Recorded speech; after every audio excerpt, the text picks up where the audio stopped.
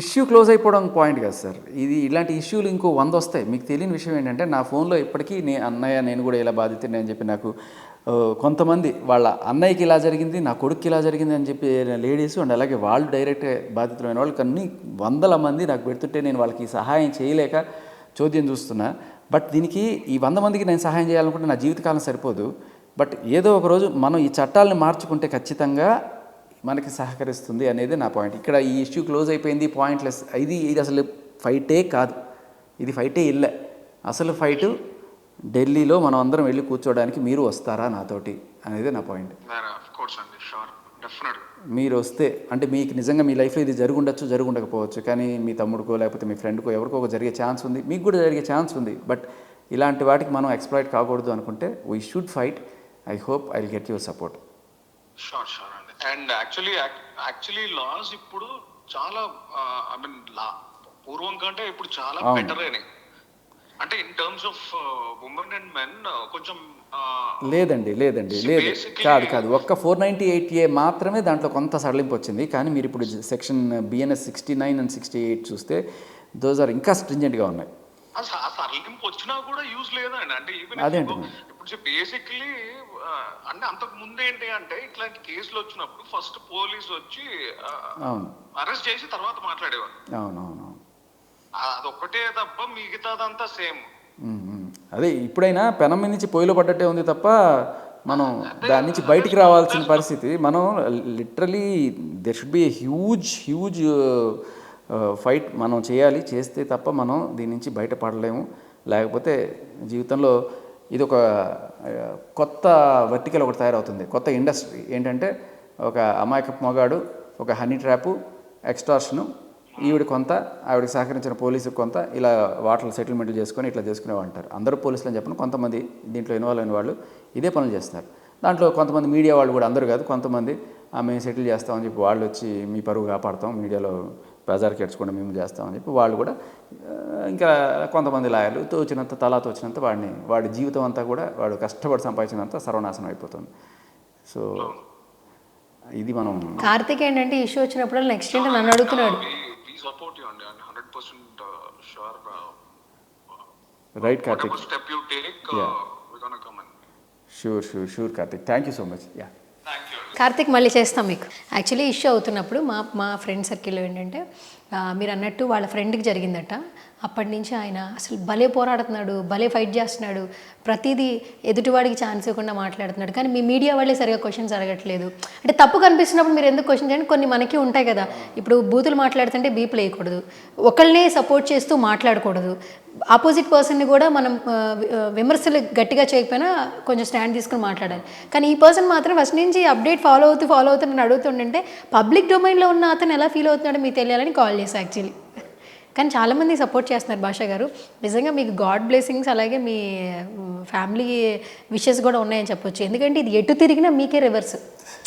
అంటే ఒక అగ్నిగుండం లేదంటే ఏదో ఒక దానిలోకి వెళ్ళిపోతున్నట్లే ఇన్ని ఉన్నాయి కాబట్టి ఇన్ని స్టడీ చేయడానికి మీరు ఎంతో కష్టపడి ఉండొచ్చు బ్యాక్ అండ్. మా అందరికి ఇంటర్వ్యూలో పక్కన పెడితే మేము కంటెంట్ వేసుకుంటున్నాం, మాకు ఛానల్కి యూజ్ అవుతుంది. నిజం చెప్పాలంటే మీరు ఇన్ని ఛానల్స్ తిరగడం వల్ల మీకంటే మాకు ఎక్కువ యూజ్. చాలామంది ఏంటంటే పెయిడ్ ఆర్టిస్ట్ అని మీరు అదే ఒకవేళ నాకు ఇదే నేను అడ్వర్టైజ్ తీసుకోవాలనుకుంటే ఇవన్నీ నా ఇన్స్టాగ్రామ్లో నా ఫేస్బుక్లో ఏ రోజు పెట్టలేదు. ఏ రోజు నేను అదే అడిగాను చాలాసార్లు. అండ్ ఇంకొకటి ఇప్పుడు మీ దగ్గర నుంచి వస్తుంది ఏంటంటే ఆర్జే భాష బిగ్ బాస్కి సెలెక్ట్ అయిపోయాడు, బిగ్ బాస్కి వెళ్ళిపోతున్నాడు, వైరల్ అయిపోయాడు, మార్నింగ్ లేస్తుంటే తనే కనిపిస్తున్నాడు. నేను యాక్చువల్గా నిజంగా నాకు ఇంట్రెస్ట్ ఉండింది అసలు ఇది ఇష్యూ రాకముందు. ఏదో నేను హ్యాపీ గో లక్కీగా అలా వెళ్తున్నా, ఎఫ్ఎంలో షో చేసుకుంటాను సరదాగానే, అందరిలాగా నేను కూడా ఏదో రోజు బిగ్ బాస్లో కనపడాలని నాకు కోరిక ఉండింది. కానీ ఇవాళ నిజంగా పిలిచినా కూడా వెళ్తే నేను దీనికోసమే చేశాను అనుకుంటారని ఒక బాధ భయం ఉంది. ఒకవేళ మీరు అడగండి, ఒక చిన్న పోల్ పెట్టండి, ఒకవేళ పిలిస్తే నేను వెళ్ళాలా వద్దా మీరు పోల్ పెట్టండి, ఆడియన్స్ చెప్తారు, ఆడియన్స్ చెప్పండి. వెళ్ళొచ్చు, ఎందుకంటే ఫైట్ చేస్తున్నారు కదా, అక్కడ కావాల్సింది ఫైటింగే కదబ్బా. రాజ్ తరుణ్ లావణ్య పక్కన పెట్టండి, గేమ్స్ కానీ టాస్క్లు కానీ అక్కడ ఏం చేయాలి జెన్యూన్గా. బిగ్ బాస్ షో అంటే ఏంటి, నువ్వు ఫిల్టర్ లేకుండా ఎలా ఉన్నావు అనేది, ఆడియన్స్ కనిపించావు అనేది కాన్సెప్ట్. మీరు ఫిల్టర్ లేకుండా ఆర్జే భాష ఫస్ట్ నుంచి ఏదొచ్చాడో, ఏ స్టాండర్డ్ తీసుకున్నాడో, ఇప్పుడు టిల్లో ఒక 2 నెలల నుంచి అదే జరుగుతుంది కదా. సో ఫైట్ అయితే చేయడానికి మీరు అర్హులని చెప్పి నేనైతే చెప్పగలను, అదొకే. బట్ పోల్ ఏం చెప్తుందో చూద్దాం. అంటే జనాలందరూ ఈ మధ్య ఇలా అనేసరికి దీనికోసం చేశాను ఫైట్ ఇదంతా కూడా ఇదైపోతుందని బిగ్ బాస్ షో గురించి ఆర్జే భాష అంటే ఆధారాలు లేకుండా ఆరోపణలు చేస్తుంటారు. బట్ నేను వెళ్ళిన తర్వాత అది నిజం అనుకుంటే బాధ వేస్తుంది నాకు అంతే. ఓకే ఒక వెళ్తానో లేదో తెలియదు బట్ ఓకే, చూద్దాం. అయితే మీరు అన్నట్టు ఈ ఇంటర్వ్యూలో మాటలో కొంతమంది కమెంట్లు అయితే పెట్టమని అడుగుదాము. పోల్ పెట్టండి, పోల్ పెడదాం. ఓకే, సో చూస్తున్నారు కదా, బిగ్ బాస్ షో అయితే కనుక కంటిన్యూ అయితే ఆర్జే భాష లోపలికి వెళ్తే మీ సపోర్ట్ ఉంటుందా? కాదు అసలు వెళ్ళాలా వద్దా? అది బిగ్ బాస్ షోకి ఆర్జే భాష వెళ్ళాలా వద్దా మీకే ఆయన అడుగుతున్నారు. సో మీ పోల్ బట్టే అంటే ఆయన డెసిషన్ కూడా తీసుకుంటారు. Just నేను దీనికోసమే చేశాను అని మీరు అనుకొని వద్దు అంటే ఖచ్చితంగా మానేస్తాను. ఓకే, ఒకవేళ వెళ్ళు అంటే వాళ్ళు కనుక అప్పుడు ఆలోచిస్తే, వాళ్ళు పిలిస్తే అప్పుడు ఆలోచిద్దాం. సో కాంట్రవర్సీలని పక్కన పెట్టేస్తే మరొక కాంట్రవర్సీ సోషల్ మీడియాలో హల్చల్ చేస్తోంది. రేవ్ పార్టీలో ఆర్జే భాష. అది ఏదో సరదాగా చేశారు కానీ అది ఎంత గౌలైంది తెలుసా. మా నాన్న మా అమ్మ ఊరికే టీవీ పెట్టి చూస్తుంటే రేవ్ పార్టీలో శేఖర్ భాష అనగానే మా నాన్న అటు ఇటు చూసి మా అమ్మని నువ్వు బయటికి వెళ్ళి అంటే మా అమ్మ ఎక్కడ టెన్షన్ పడిపోతుందో. వాళ్ళు ఏమనుకున్నారు, వెంటనే నాకు ఫోన్ చేయడం అంటే జస్ట్ తమ్మునేలా చూస్తారు, లోపల ఇంకా చూడకుండా వెంటనే ఫోన్ చేసేసి వీడిని అని అనుకుంటున్నాను, వీడిని దేంట్లో దాంట్లో ఇరికిచ్చేస్తారు, వీళ్ళు డ్రగ్స్ ముట్ట వాళ్ళు ఊరుకోండ్రు అని చెప్పి ఏడుపు ఒకటే తక్కువ. మరి ఇట్లాంటి ఏమన్నా ఉంటే ముందు చెప్పరా, లేకపోతే హార్ట్ అటాక్లు వస్తే ఏంట్రా పరిస్థితి అని చెప్పి నేను ముందుగానే చెప్పి ఉండాల్సింది అనిపించింది. బట్ నాకు తెలిసి ఇలాంటి జైట్లు ఏదో పెట్టుకుంటారు వాళ్ళని. అన్ని చోట్ల అవే పెట్టాం. అదే రేవ్ పార్టీలో దొరికిన ఆర్జే భాష తమ్ముళ్ళు మాత్రం చాలా బాగుంది. అవునా, సినిమా ప్రమోషన్ అయింది వాళ్ళకి. అలాగే ఉంది. కానీ అదే ఈసారి మీరు కూడా ఆ గ్లాస్ పట్టుకుని ఎంత యాక్టింగ్ అసలు యాక్చువల్లీ ఆ గ్లాస్ పట్టుకుని ఓకే ఓకే అన్నట్టు తాగుతూ అసలు ఆ ఫస్ట్ విజువల్ అయితే మంచి క్రేజీగా ఉందండి కాన్సెప్ట్. తర్వాత ప్రభు గారిని వీళ్ళందరినీ చూసాక సినిమా ప్రమోషన్ నాకు అర్థం ఏంటంటే ఇలాంటి ఏమైనా ఉంటే ఫస్ట్ ఇంట్లో అలర్ట్ చేసి చెప్పాలి, టెన్షన్ పడకుండా. పెద్దవాళ్ళు కదా. ఒకటి అగ్రీ చేస్తారా, సినిమా ప్రమోషన్ బాగా అయింది? అది మీరే చెప్పాలి. నేను యాక్చువల్లీ వాటిలో లేనండి. నేను సినిమా చూసి థియేటర్కి వెళ్ళి లేకపోతే ఏదైనా ఓటీటీలో సినిమా చూసి కనీసం 3 నెలలు అయిపోతుంది. 3 నెలల నుంచి మీరు ఫైట్ ఇక్కడ యూట్యూబ్లోనే ఉన్నారు కదా మీరు. తీసుకోవడానికి గాలి టైం దొరకట్లేదు. సరే ఒక 3 రోజులు ఈ వరలక్ష్మి వ్రతం ఆగస్టు 15 సాటర్డే సండే వచ్చింది కదా తీసుకుందాం అనుకుంటే మధ్యలో మళ్ళీ ఆ సంయుక్త ఆవిడ వచ్చి దీని గురించి మీరు ఏమనుకుంటున్నారు, మళ్ళీ ఆవిడ వచ్చి రాజుతారు ఇంట్లో 10 ఏళ్ళు నన్ను ఎందుకు ఉంచుకున్నాడు, అలాగే వాళ్ళ అమ్మ నాన్న కలిసి నన్ను ఎందుకు డ్రాప్ చేయడానికి తీసుకెళ్తారు, పెళ్లి కాలేదు ఇది అంటున్నారు అన్నప్పుడు ఇంకా ఫైనల్గా అన్నీ వెతికి ఇదిగో ఈ కాల్ రికార్డింగ్లో ఇది ఉంది కాబట్టి ఇవి చెప్పిందనే తప్పు అని చెప్పి మనం ప్రూవ్ చేయడానికి మళ్ళీ రావాల్సి వచ్చిన పరిస్థితి. కానీ one thing I will tell you భాష గారు, మీరు ఫైట్ చేశారు, ఇంకా ఫైట్ చేస్తూనే ఉన్నారు. చాలా వరకు మీరు అభిమానులనే సంపాదించుకున్నారు. బికాజ్ అభిమానులు ఇన్ ద సెన్స్ ఒక మంచి కాజ్ కోసం ఫైట్ చేసే ఒక పర్సన్కి ఒక నలుగురు మేమున్నాం, మీకు అసలు వాళ్ళు ఎవరో తెలియదు కానీ సోషల్ మీడియాలో కమెంట్ రూపంలో మిమ్మల్ని సపోర్ట్ చేస్తున్నారు. ఒకప్పుడు ట్రోల్ చేసిన వాళ్ళే ఇప్పుడు ఆర్జే భాష అన్న నేను మీకున్నాం అంటున్నారు. నాట్ ఓన్లీ మేల్స్ అండి, ఫీమేల్స్ కూడా మిమ్మల్ని సపోర్ట్ చేస్తున్నారు.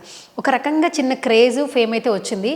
ఈ ఫేము దీంతో ఇంకా సక్సెస్ఫుల్గా సమాజానికి ఏది ఉపయోగపడుతుంది, ఒక కంఠం ఉన్నవాడు ఒక మైక్ పెట్టుకుని కెమెరా ముందు మాట్లాడితే ఒక నలుగురికి ఎలా ఉపయోగపడుతుంది, ఆ వేలో ఉపయోగపడాలని నేను మనస్ఫూర్తిగా కోరుకుంటున్నాను మీరు తెలిసిన వ్యక్తిగా. అండ్ ఇప్పటివరకు నేను ఎంటర్టైన్మెంట్ భాషనే చూశాను, బట్ ఇప్పుడు ఒక ఫైట్ చేస్తున్న ఒక ఫైటర్గా అనిపిస్తున్నారు. సో కొంత క్రైమ్ రేట్ కూడా తగ్గాలి, వాయిస్ రేజ్ చేయాలి. నాకు నిజంగా అన్ని పెద్ద పెద్ద కోరికలు, సమాజ సేవ, గాంధీ అయిపోదాలని కోరికలేదు. అది ఒకటే, జస్ట్ ఈ ఒక్క కాజ్ కోసం నేను ఫైట్ చేసి అది కనుక సక్సెస్ అయిపోతే వచ్చి నా అమ్మ నేను మళ్ళీ హ్యాపీగా సినిమా చూసుకుంటూ నా ఫ్యామిలీతో నేను ఉంటాను. అదొకటే ఇంకా జీవితంలో. అంటే ఒక్క మంచి పని చేశానని ఒక తృప్తితో బతికేస్తాను. నేను అదే పనిగా మంచి పనులు చేస్తూ ఉండను, but I have family, I have to take care. But ఇదొకటి నాకు ఏదో రకంగా తీసుకొచ్చి మీరే పెట్టారు, మీడియా వాళ్ళు ఇంత దూరం తీసుకొచ్చారు. I should make use of this in some positive way. And all the very best అండి. మీరు ముందు మంచిగా ఆరోగ్యంగా తొందరగా బయటకు వచ్చేయండి. షోస్ కూడా వెయిట్ చేస్తున్నాయి, అక్కడ జెమినీ మ్యూజిక్ కావచ్చు, మిగతా షోస్ కూడా వెయిట్ చేస్తున్నాయి. సినిమా ప్రమోషన్స్ వాళ్ళు కూడా ఆర్జే భాష వస్తే మన సినిమా బయటికి మార్కెట్లోకి వెళ్తుంది అన్న ఒక నేమ్ వచ్చింది, అంటే ఒక పాజిటివ్ వైబ్ వచ్చింది. వాళ్ళకి ఏదైనా వేరే కాంట్రవర్సీ ఇష్యూ అయితే మిమ్మల్ని కూడా కాంటాక్ట్ అవ్వరు. సో ఇదే కొంచెం ఈ రన్ కొనసాగాలి, హ్యాపీగా ఉండాలి మనస్ఫూర్తిగా కోరుకుంటున్నాను. Thank you so much. So ఇది వాళ్ళ special chit chat. This is Suvarna signing of.